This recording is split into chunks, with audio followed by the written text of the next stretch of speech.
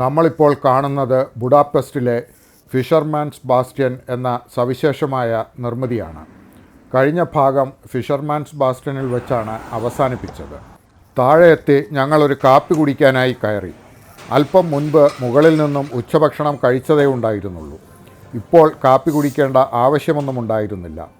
എന്നാൽ എനിക്ക് ഒന്ന് വാഷ്റൂമിൽ പോകണമായിരുന്നു. ടൂറിസ്റ്റുകളുടെ ബാഹുല്യമുള്ള സ്ഥലമാണെങ്കിലും ഒരു പബ്ലിക് ടോയ്ലറ്റ് കണ്ടുപിടിക്കാൻ സാധിച്ചില്ല. യൂറോപ്പിൽ സാധാരണ അങ്ങനെ ഒരു പ്രശ്നം ഉണ്ടാവുന്നതല്ല. കാശ് കൊടുക്കേണ്ടി വരുമെങ്കിലും എല്ലായിടത്തും പൊതു ശൗചാലയങ്ങൾ കാണുന്നതാണ്. ഒരുപക്ഷെ ഞങ്ങൾക്ക് കണ്ടുപിടിക്കാനാവാതെ പോയതുമാവാം. ഞങ്ങൾക്ക് ഡാന്യൂബ് നദി മുറിച്ചു കടന്ന് പെസ്റ്റ് സൈഡിലേക്ക് പോകണം. അവിടെയുള്ള ഹംഗേറിയൻ പാർലമെൻറ്റ് ബിൽഡിംഗ് കാണുകയാണ് ലക്ഷ്യം. ഒരുപക്ഷെ ബുഡാപെസ്റ്റിലെ ഏറ്റവും ഐക്കോണിക്കായ കെട്ടിടമാണ് പാർലമെൻറ്റ് ഹൗസ്. കഴിഞ്ഞ ഭാഗത്ത് ബുഡാ കാസിലും ഫിഷർമാൻസ് ബാസ്റ്റ്യനിലും നിന്ന് ആ കെട്ടിടത്തിൻ്റെ ദൂരെ കാഴ്ച കിട്ടിയിരുന്നു. പ്രശ്നമെന്താണെന്ന് വെച്ചാൽ ബുഡാപെസ്റ്റിലെ ഓരോ കെട്ടിടവും ഓരോ നിർമ്മിതിയും ഓരോ വാസ്തുവിസ്മയമാണ് എന്നതാണ്. ഉദാഹരണത്തിന് ഞങ്ങളിപ്പോൾ ഡാന്യൂബിനെ മുറിച്ചു കടക്കുന്ന ഈ പാലം തന്നെ നോക്കൂ. പ്രവേശന ഭാഗത്ത് സിംഹശില്പങ്ങളുമായി കാണപ്പെടുന്ന ഈ ചെയിൻ ബ്രിഡ്ജ് തന്നെ ഒരു അതിഗംഭീര നിർമ്മിതിയാണ്. യൂറോപ്പിൽ എല്ലായിടത്തും ലോകയുദ്ധത്തെ പ്രതിയുള്ള ഏതെങ്കിലും സ്മാരകമുണ്ടാവും. യൂറോപ്പിലേക്കുള്ള യാത്ര തുടങ്ങിയ കാലത്ത് അവ കൗതുകപ്പെടുത്തിയിരുന്നു. ഇപ്പോൾ അത്തരം സ്ഥലങ്ങളിൽ പോകാറില്ല. കടുത്ത ഇരുട്ട് ആവിഷ്കരിക്കുന്ന സ്മാരകങ്ങളോട് വിമുഖത വന്നിരിക്കുന്നു. ഇവിടെ കാണുന്ന ഇരുമ്പ് ഷൂസുകൾ അത്തരത്തിൽ ഒരു സ്മാരകമാണ്. ഇത് കാണാൻ വന്നതല്ല. ഇതുവഴി പോകുമ്പോൾ ഡാന്യൂബിൻ്റെ കരയിലെ ഈ സ്മാരകം കാണാതിരിക്കാനാവില്ല. ഹിറ്റ്ലറും നാസിസവും യാഥാർത്ഥ്യമാണ്. പക്ഷേ ഹംഗറിയിലെ ആയിരക്കണക്കിന് യഹൂദരെ കൊന്നത് നാസി പാർട്ടിയോ പടയാളികളോ അല്ല. കഷ്ടിച്ച് ഒരു വർഷം അധികാരത്തിൽ വന്ന ആരോ ക്രോസ് പാർട്ടി എന്ന ഒരു തീവ്ര വലതുപക്ഷ സംഘമാണ്. ആ ഒരു വർഷത്തിനിടയ്ക്ക് 15,000-ഓളം യഹൂദരെ അവർ കൊന്നു തള്ളി. അക്ഷരാർത്ഥത്തിൽ ഡാന്യൂബിലേക്ക് കൊന്നു തള്ളി. വെടിവെച്ച് കൊല്ലുന്നതിന് മുൻപ് ഇരകളുടെ ഷൂസും മറ്റ് വിലപിടിപ്പുള്ള വസ്തുക്കളും പട്ടാളക്കാർ ഊരി വാങ്ങിയിരുന്നു. അതിനാലാണ് ആ ദുരന്തത്തെ പ്രകാശിപ്പിക്കാൻ ഈ ഷൂസുകളുടെ ശില്പം. ഷൂസുകളുടെ ശില്പമുള്ള ഈ ഭാഗത്തു നിന്നും പിറകിലേക്ക് തിരിഞ്ഞു നോക്കിയാൽ കാണുക ഹംഗേറിയൻ പാർലമെൻറ്റ് ബിൽഡിംഗ് ആണ്. ഇത് ബുഡാപെസ്റ്റിലെയോ ഹംഗറിയിലെയോ മാത്രമല്ല, യൂറോപ്പിലെ തന്നെ ഏറ്റവും ഐക്കോണിക്കായ സർക്കാർ കെട്ടിടങ്ങളിൽ ഒന്നാണ് എന്ന് പറയാം. അടുത്തു വന്ന് കാണുമ്പോൾ നമുക്ക് ഈ കെട്ടിടത്തെ മുഴുവനായും കാഴ്ചയിൽ ഉൾക്കൊള്ളാൻ പ്രയാസമാണ്. അത്രയും വലിയ ഒരു കെട്ടിടമാണ്. മുഴുവനായും കാണാനാവില്ല എന്നതിനാൽ തന്നെ സമ്പൂർണ്ണമായ വാസ്തു സൗന്ദര്യം ഉൾക്കൊള്ളാനുമാവില്ല. നേരത്തെ കാസിൽ കുന്നിൻ്റെ മുകളിൽ നിന്ന് കണ്ടപ്പോഴാണ് അതിൻ്റെ സൗന്ദര്യം മുഴുവനായും കാണാനായത്. 1904 ഈ പാർലമെൻറ്റ് കെട്ടിടത്തിൻ്റെ പണി പൂർത്തിയാവുന്നത്. ഏതാണ്ട് 20 കൊല്ലം എടുത്തായിരുന്നു നിർമ്മാണം. ഈ വലിയ നിർമ്മിതിയിൽ ഏതാണ്ട് 700 മുറികൾ ഉണ്ടത്രേ. ഡാന്യൂബിൻ്റെ തീരത്ത് ഹംഗേറിയൻ ദേശീയതയുടെയും ചരിത്രത്തിൻ്റെയും ഭാവിയുടെയും ഗാംഭീര്യമുള്ള രൂപകം പോലെ ഈ പാർലമെൻറ്റ് കെട്ടിടം നിൽക്കുന്നു. ഒരിക്കൽ ഇത് കണ്ടവർ പിന്നീട് ഈ വാസ്തുവിസ്മയം മറക്കാനിടയില്ല.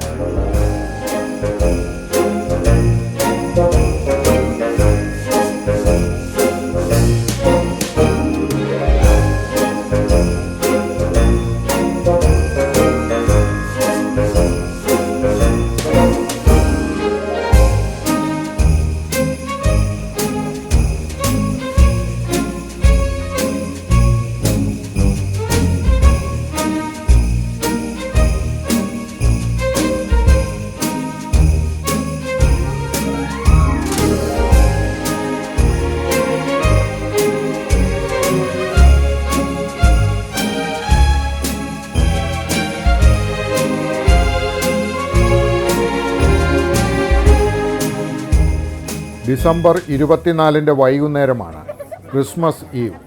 ഞങ്ങൾ സെൻറ്റ് സ്റ്റീഫൻസ് ബസിലിക്കയുടെ മുന്നിലേക്ക് എത്തി. ഇതൊരു കത്തോലിക്ക പള്ളിയാണ്. ബുഡാപെസ്റ്റിലെ ഏറ്റവും പ്രമുഖമായ പള്ളി. മുന്നിൽ നിന്ന് കാണുമ്പോൾ ഒരേ ഉയരമുള്ള 2 മണിഗോപുരവും അവയ്ക്ക് നടുവിലായി പച്ച നിറത്തിലുള്ള മകുടവുമായി നിൽക്കുന്ന പള്ളി. ഔദ്യോഗികമായും അതിൻ്റെ അന്തസത്തയിലും ഹംഗറി ഒരു മതേതര രാഷ്ട്രമാണ്. എങ്കിലും ശക്തമായ കത്തോലിക്ക പാരമ്പര്യവും വിശ്വാസവും നിലനിൽക്കുന്ന ഒരു രാജ്യവുമാണ്. 50% വരുന്ന ജനങ്ങൾ കത്തോലിക്കരാണ്. 10% ആളുകൾ മറ്റ് ക്രിസ്ത്യൻ വിഭാഗങ്ങളിൽപ്പെടുന്നു. വളരെ ചെറിയ തോതിൽ മറ്റ് മതവിഭാഗങ്ങളുമുണ്ട്. എങ്കിലും ഇവിടുത്തെ ഏറ്റവും വലിയ രണ്ടാമത്തെ മതം മതമില്ലാത്തവരുടെ മതമാണ്. 40% വരും മതമില്ലാത്തവരോ മതപരമായ ഐഡൻറ്റിറ്റിയെക്കുറിച്ച് സംസാരിക്കാൻ ആഗ്രഹിക്കാത്തവരോ ആയി. സാധാരണ രാജ്യതലസ്ഥാനത്തായിരിക്കും അവിടുത്തെ പ്രധാന മതത്തിൻ്റെ ആസ്ഥാനം. എന്നാൽ ബുഡാപെസ്റ്റിലെ ഏറ്റവും പ്രധാനപ്പെട്ട പള്ളിയായ സെൻറ്റ് സ്റ്റീഫൻസ് ബസിലിക്ക അല്ല ഹംഗേറിയൻ കത്തോലിക്ക സഭയുടെ ആസ്ഥാനം. അത് ഏകദേശം 50 കിലോമീറ്റർ അകലെ എസ്തർഗോം എന്ന സ്ഥലത്താണ്. ഈ യാത്രയുടെ ഏറ്റവും അവസാനം കറങ്ങിത്തിരിഞ്ഞ് ഞങ്ങൾ എസ്തർഗോമിൽ എത്തുന്നുണ്ട്. ഈ യാത്രയിലെ വളരെ വ്യതിരിക്തമായ അനുഭവമായിരുന്നു എസ്തർഗോമിലെ സായന്തനം. അടുത്ത ദിവസം രാവിലെ തന്നെ ഞങ്ങൾ വീണ്ടും സെൻറ്റ് സ്റ്റീഫൻസ് ബസിലിക്കയിലെത്തി. ഇന്ന് ക്രിസ്മസ് ദിനമാണ്. ഞങ്ങളെ സോഷ്യൽ മീഡിയയിൽ ശ്രദ്ധിക്കുന്നവർക്കറിയാം ഞങ്ങൾ കാര്യമായി മതം ആചരിക്കുന്നവരല്ല എന്ന്. എങ്കിലും ഒരു വിദേശ രാജ്യത്ത് ക്രിസ്മസ് ദിനത്തിൽ എത്തപ്പെട്ടപ്പോൾ ക്രിസ്മസ് കുർബാന അല്പനേരമെങ്കിലും കാണാതെ പോകുന്നത് ശരിയല്ലല്ലോ. പക്ഷേ നിരാശയായിരുന്നു ഫലം. ബസിലിക്കയിൽ ഇന്ന് ടൂറിസ്റ്റുകളെ അനുവദിക്കുന്നില്ല. ക്രിസ്മസ് കുർബാന ഇടവക അംഗങ്ങൾക്ക് മാത്രമാണത്രേ. പൂർണ്ണമായും കത്തോലിക്ക പാരമ്പര്യം പിന്തുടരുന്ന ഒരു നാട്ടിൽ ജനിച്ചു വളർന്ന എനിക്ക് ഏതെങ്കിലും ഒരു കത്തോലിക്ക പള്ളിയിൽ പ്രവേശനം നിഷേധിക്കപ്പെടും എന്ന് കരുതിയിരുന്നതല്ല. എന്തായാലും ഞങ്ങൾ നിരാശരായില്ല. പള്ളിയുടെ ഉള്ളിൽ കയറാനായില്ലെങ്കിൽ പള്ളിയുടെ മുകളിലേക്ക് കയറാം എന്ന് തീരുമാനിച്ചു. പള്ളിയുടെ മകുടത്തിലേക്ക് കയറിയാൽ ബുഡാപെസ്റ്റ് പട്ടണത്തിൻ്റെ ആകാശ കാഴ്ച കിട്ടും.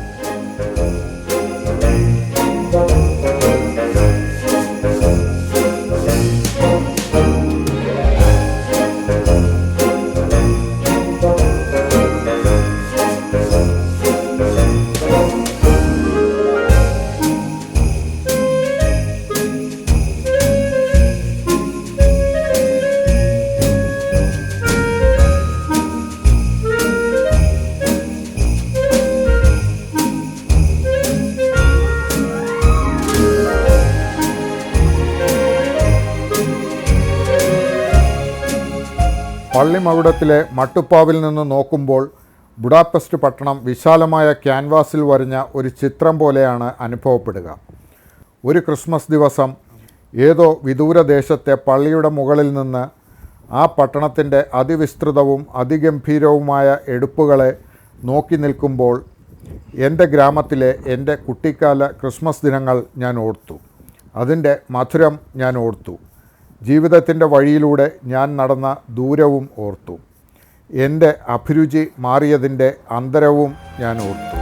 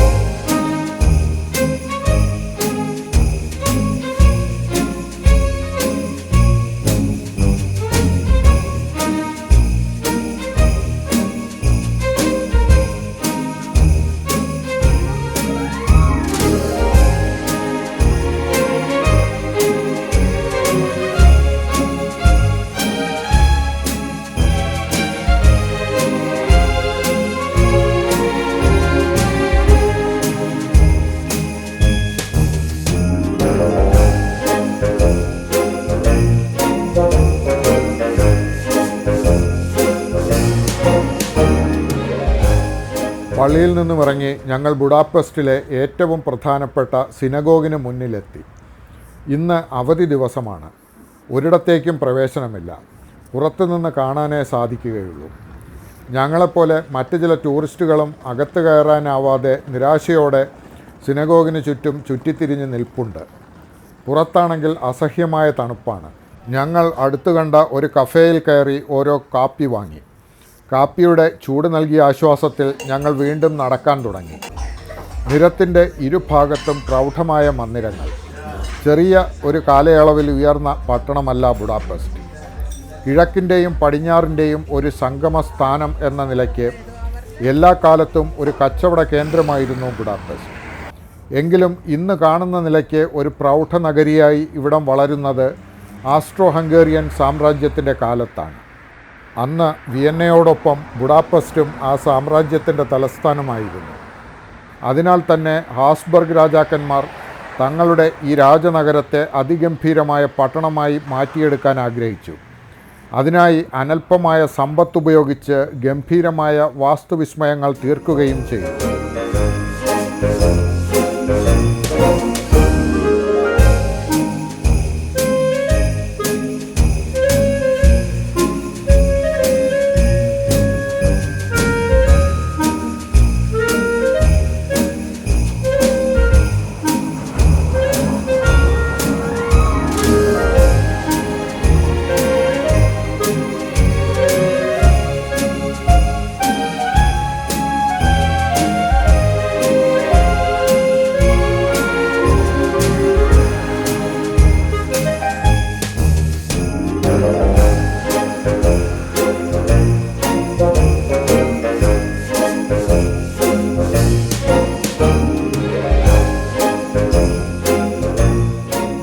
ഞങ്ങളിപ്പോൾ നടന്നെത്തിയിരിക്കുന്നത് സവിശേഷമായ ഒരു പാലത്തിനടുത്താണ്.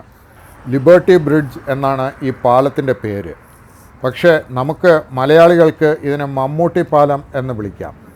കുറച്ച് വർഷങ്ങൾക്ക് മുൻപ് മമ്മൂട്ടി ഈ പാലത്തിന് മുകളിൽ നിന്ന് എടുത്ത ചില ചിത്രങ്ങൾ വളരെ പ്രശസ്തമായിരുന്നു.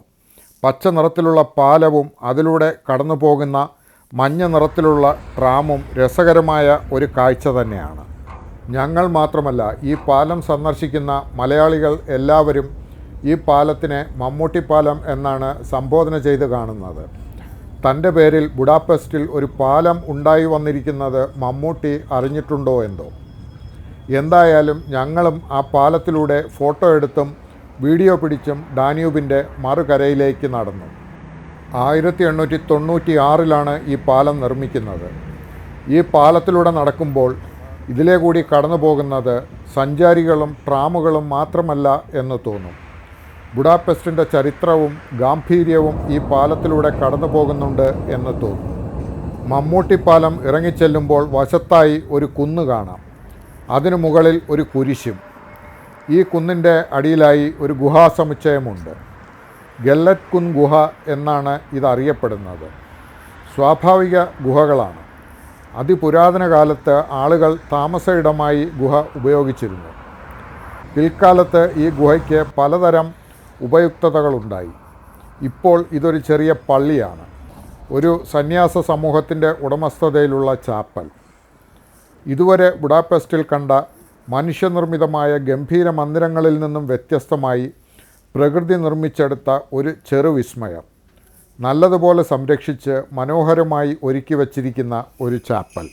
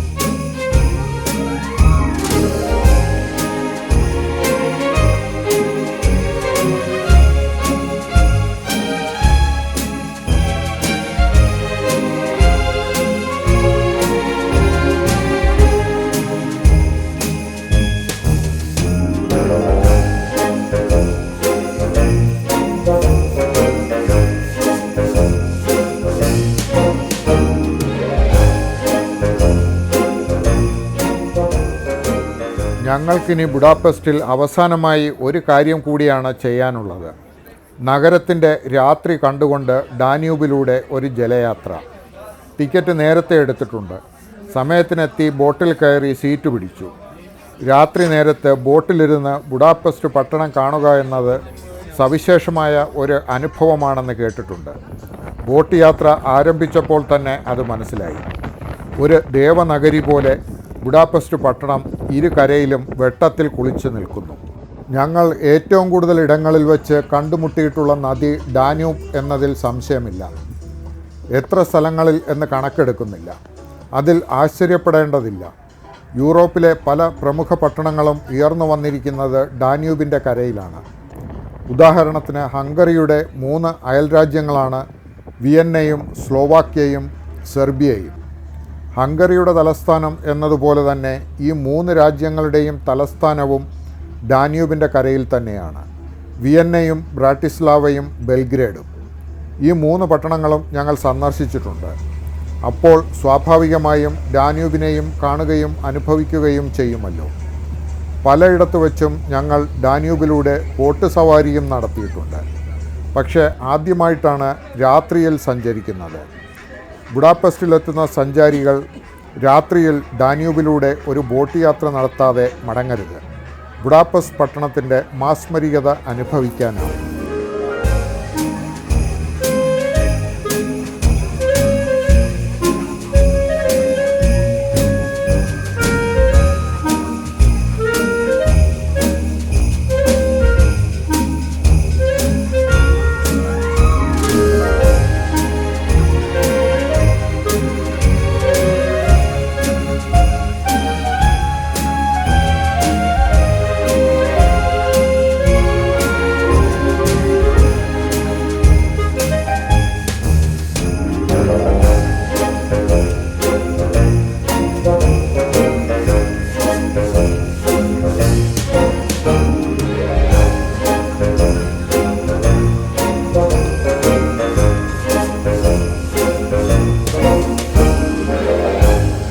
കഴിഞ്ഞ ദിവസങ്ങളിൽ പകൽ നേരത്ത് ഞങ്ങൾ നടന്ന് കണ്ടു തീർത്ത സ്ഥലങ്ങൾ തന്നെയാണ് ഇരു കരയിലും ഉള്ളത്.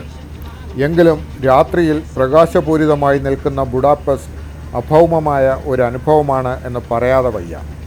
വീഞ്ഞിൻ്റെ നേർത്ത ലഹരിയും കൂടിയാവുമ്പോൾ കാൽപ്പനികമെന്നോ അലൗകികമെന്നോ ഒക്കെ പറയാനാവുന്ന ഒരു അനുഭവം.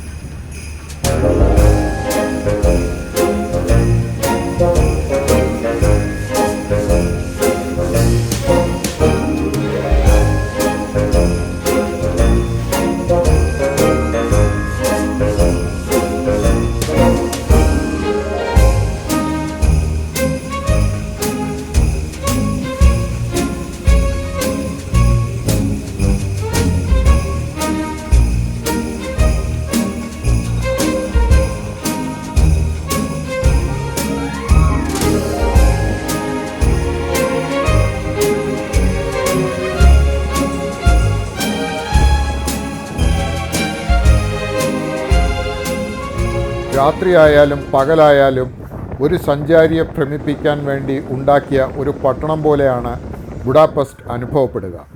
ഡാന്യൂബിൻ്റെ കരയിൽ പ്രകൃതിയും ചരിത്രവും വാസ്തുകലയുമൊക്കെ സമാസമം സമ്മേളിച്ചിരിക്കുന്ന ഒരു മഹാനഗരം. യൂറോപ്പിലെ ഒരു നഗരം മാത്രം കാണാൻ പോകണം എന്ന് ആഗ്രഹിക്കുന്ന ഒരാളോട് ഒരുപക്ഷെ ഞാൻ പറയുക ബുഡാപെസ്റ്റ് സന്ദർശിക്കൂ എന്നായിരിക്കും.